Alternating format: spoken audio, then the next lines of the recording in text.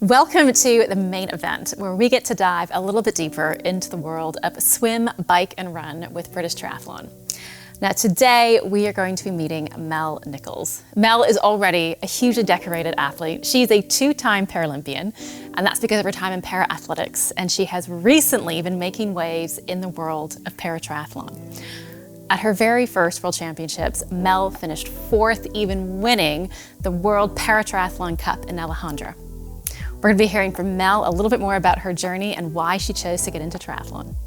It was still quite new. I think I was fourth triathlon into that one. I made a few mistakes. I mean, triathlon, it kind of got me by surprise, to be quite honest, because I didn't know if I could. I'd only swam in open water once before, and that was 2 days before my first race. I had someone taking me to hospital at the time because, I couldn't really say what was going on. They didn't know that it was an emergency, but they just knew they had to get me some help. Can you tell us a little bit about what happened with the strokes? Yeah, so I've had 3 strokes, and the first one was a long time ago. It was not long after I left university, and I was working, and I was actually at work the day that it had happened. And I remember it quite vividly that sort of these really sort of strange symptoms happened. I didn't have a headache, I didn't lose consciousness or anything like that, but I suddenly got double vision. I was making a cup of tea at the time for my boss and myself, and I suddenly, these 2 cups instantly became 4 cups. And from there I had these sort of really strange symptoms. But I remember being very calm about it and thinking, am I going to faint? Something's not right here, but am I just going to faint? I went back to my boss's office and said, something's not quite right, I can't see properly.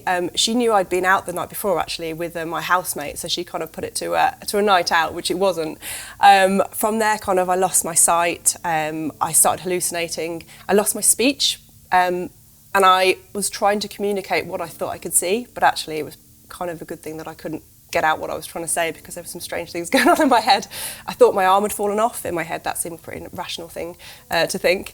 I also had a clown in the footwell of the car where they were taking me to the hospital. Thankfully, I couldn't tell them what I could see there either. From there it turned out that I was having a stroke. So that was the first one. Wow. Can I just check that you're okay to chat about this? Yeah, that's fine. Okay, absolutely fine. Just want to check. Did you have any idea what was going on, or had you known anything about strokes in someone so young? There were a lot of things that went through my mind at that time. I was aware. I was obviously, my brain was doing some strange things, in these sort of hallucinations, and the feeling of having like ropes pulling me over. It was really, really strange.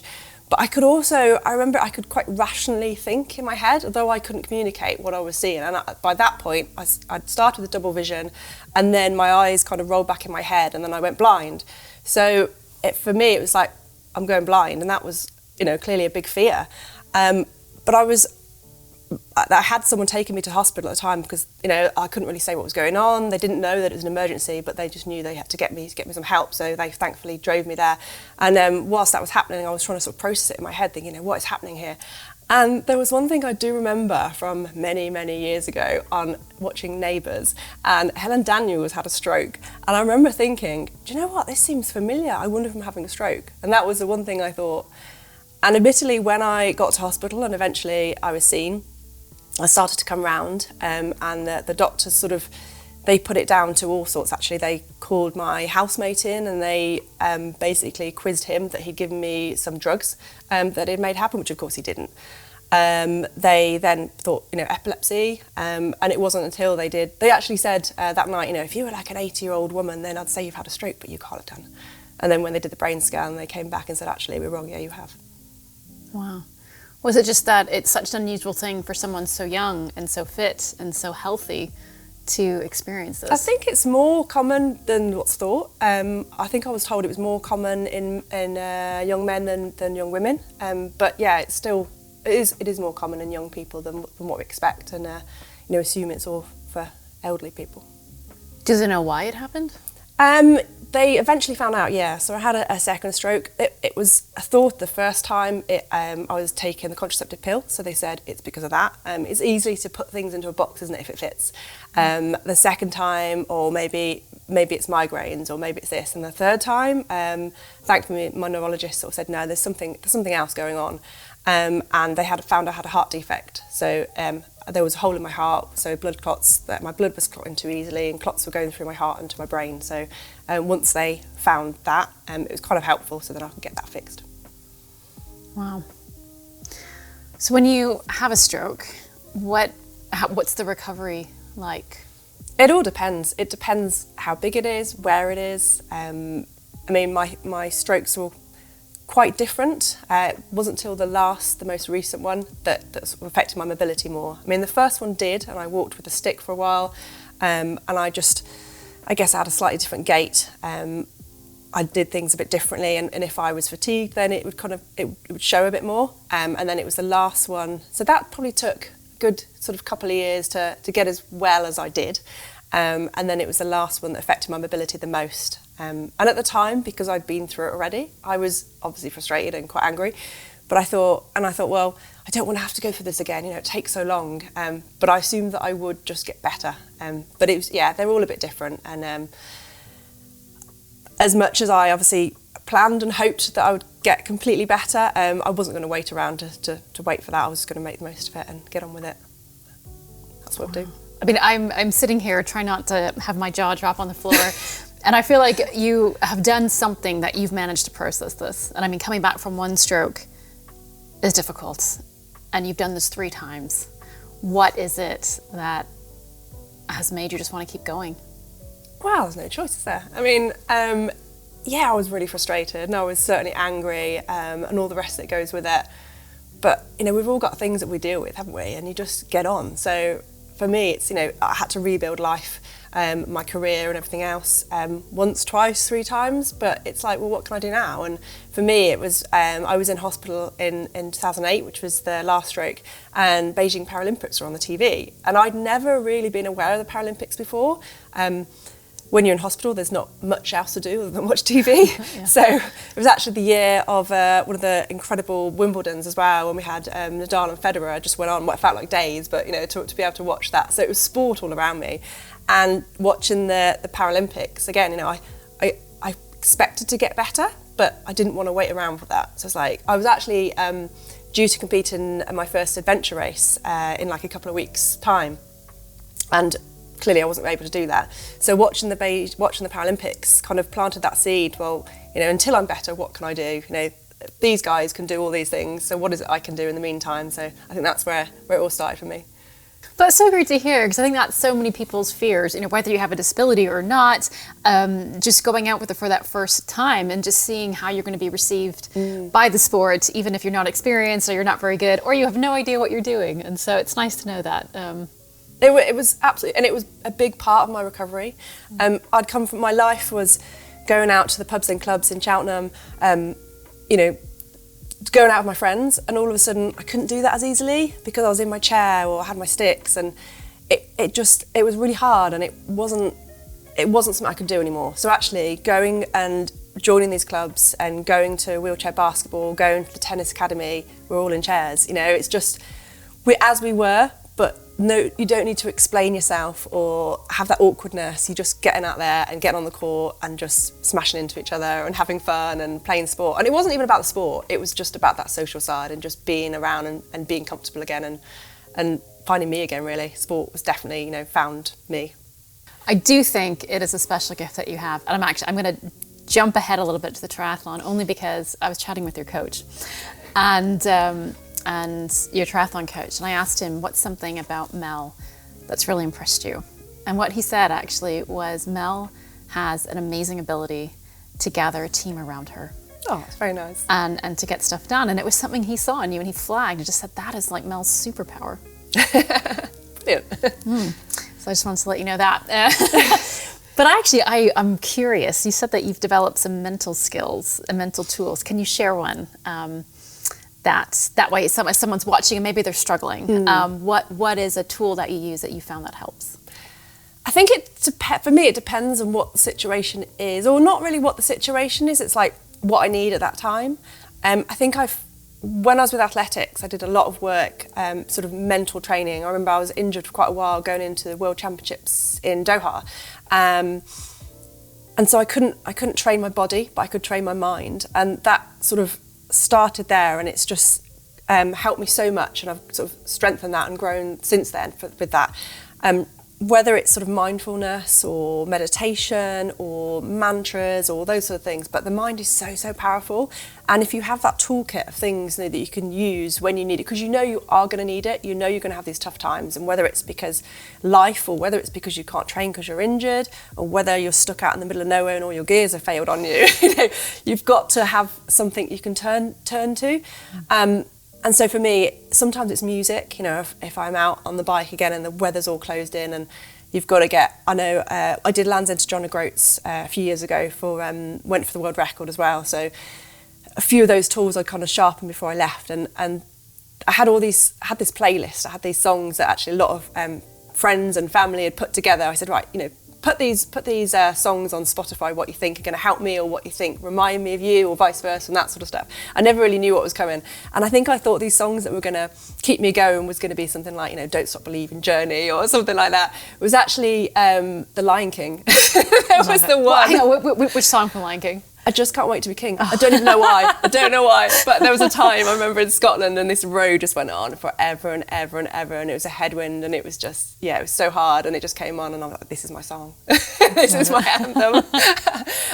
So that was something I turned to a lot. Sometimes it's literally me singing to the sheep as you're going along. Or again, I had a mantra that I kind of developed with a sports psych, and that kind of, it's like practicing these things, so you are going to need them. So you need to learn how to suffer a little bit. You need to learn, how to make things hard, because it will be hard. And then, try these things out. So is it now that I need to play a certain song, or is it now that I need to have a cup of tea? Again, I think last year I was doing an ultra race around Ireland, and I'd cycled, I think, for about 42 hours, kind of non-stop. Hit a point, hadn't really eaten much. I'd run out of water except for about 500 ml of water left. I was like, right, this water is going for a cup of tea, because I know that will solve everything. So pulled over at the side of the road in the morning, had a little stove, brewed up the tea, and that was what solved everything, because it was pretty dark at that point. Wow. Just digesting that. Actually, what I'm digesting is what your sport psychologist said to you about you need to learn how to suffer. And I feel like that is probably a very unpopular truth, but a very helpful thing. And maybe that explains how you've learned to deal with things that require endurance, whether on the track in a race or simply in life, which also usually requires a lot of endurance sometimes. Yeah, and I think you need to, it's good for us all to push ourselves out of our comfort zone. That's, whether you say it's for me, that's how I work best, to put myself in those hard places, those dark places, because I need to know, right, you're going to be here, and how are you going to deal with it? But for all of us, just getting out of that comfort zone, isn't it? So I think during, obviously, the COVID times, and we were all sort of locked at home, so I found it quite hard then to go out, and for me to then, which I did afterwards, to go and cycle around Britain, was really scary, because I was well out of my comfort zone again. Home was safe, that was comfortable. Going out the door was kind of scary, and I think a lot of people would have felt like that, and probably still do to a certain extent. And I think whatever it is, your comfort zone, you don't have to do these crazy things, nothing massive, but just the little things, or what's going to just push you that little bit, and then you've stretched that comfort zone, and then, well, what can I do next? How can I push it that bit further and that bit further? And I think, whatever level it is for all of us, that's how we grow, isn't it? That's how we improve and better ourselves and live life more. Since moving into paratriathlon, do you now look at these races and think, oh my goodness, these are so short and easy? You can be honest if you do find them really easy. I really don't find it easy. I mean, triathlon, it kind of got me by surprise, to be quite honest. I was training with my local triathlon club just before lockdown came, actually. So ultra was where I was focused. I ended up racing around the coast of Britain in 2021, and then I was going on to the World Championships I had planned last year. I got the 24-hour world record over in America last year, so that was where my journey was. But I was training with my local tri club because it was, again, social. It was people to train with. For a long time, I've been training on my own, so it's nice to go out, on the bikes with people. I was in the pool, just because I wanted to swim better. I was never going to be a swimmer. I never have been a swimmer. I've never been taught to swim. So I just wanted to be better. And again, it was people to train with.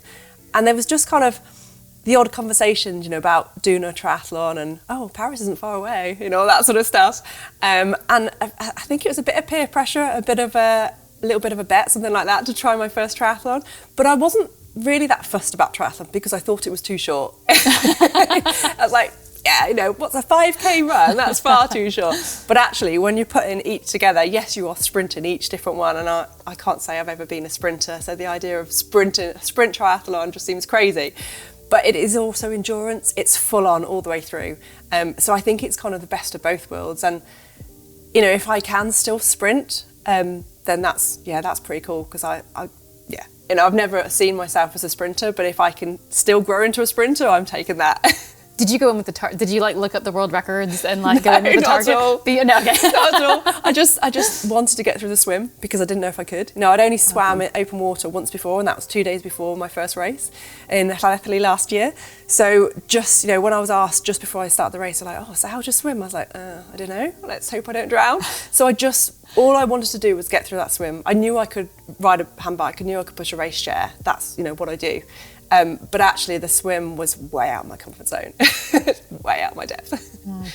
Now, your experience so far in paratriathlon has been quite a whirlwind in that you've gone very quickly from first race to no idea what you're doing to world stage. And I'm still not sure I know what I was I'm going to doing. say, maybe you still don't know what you're doing, but you know, on the world stage, what has that been like? Regularly, I have those moments when I'm training. I'm like, oh my goodness, I'm kind of doing this now. And it's just happened so fast. And I didn't plan it. I really didn't plan it. Obviously, I was so lucky to race at 2 Paralympic Games. And I stepped away after Rio. But it wasn't that that's it now, I'm done. I'm not going back. But it wasn't that I'm going to go back. You know, that it was not one way or another. And I think I always thought if the right opportunity came along and that was a road I was going down, then I would consider it. I certainly didn't think it would be in paratriathlon. Swimming, what? But yeah, it's incredible. It's happened so fast. I think I worked earlier. I think I'm now on my 5th or 6th triathlon, so still not that many. But yeah, a year yesterday was when I sort of first started triathlon. And it's been a very steep learning curve. So all these rules, all these things I've got to learn. But there's a great team around and learning from everybody. And again, being back in that world-class environment and training with the fellow teammates that have been to the games, that have been doing this for years. You know, you've got the pool that you've got all these gold medalists, you know, around on the walls and everything, and all these achievements, and it's so motivational, and it just really lifts you up, and it's the best environment to get the best out of you, and also to support your teammates as well and see everyone else do so well. It's really good, and to be honest, I really, really miss that. I mean, to be fair, we do have a very successful British triathlon team. Yeah, we do. So your first race was at Llanelli last year. You've just finished Llanelli again, and I have seen the results, and it looks like it's gone very well. What was it like coming back full circle to Llanelli? It was great, and you know, the sun shone just like last year. It was brilliant, as it always does in Wales, clearly. I went in this year as a bit of a warm-up for Europeans that are coming up. My first triathlon of this season, so we've been working on things over the winter, particularly my swim. So it was good to go out and test these things and see. And thankfully, the results were good.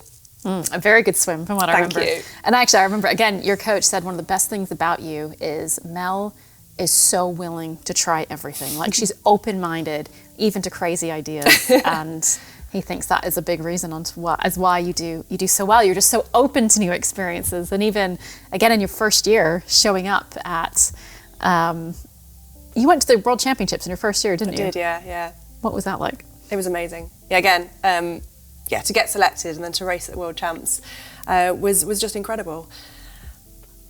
It was still quite new. I think I was fourth triathlon into that one. I made a few mistakes, but that's kind of, I guess, what the early times are for. But I do feel, everything's happening so fast, and obviously Paris is only next year, so that learning curve is got to continue to be pretty steep and make those gains. How helpful has it been having so many great triathlons in the UK?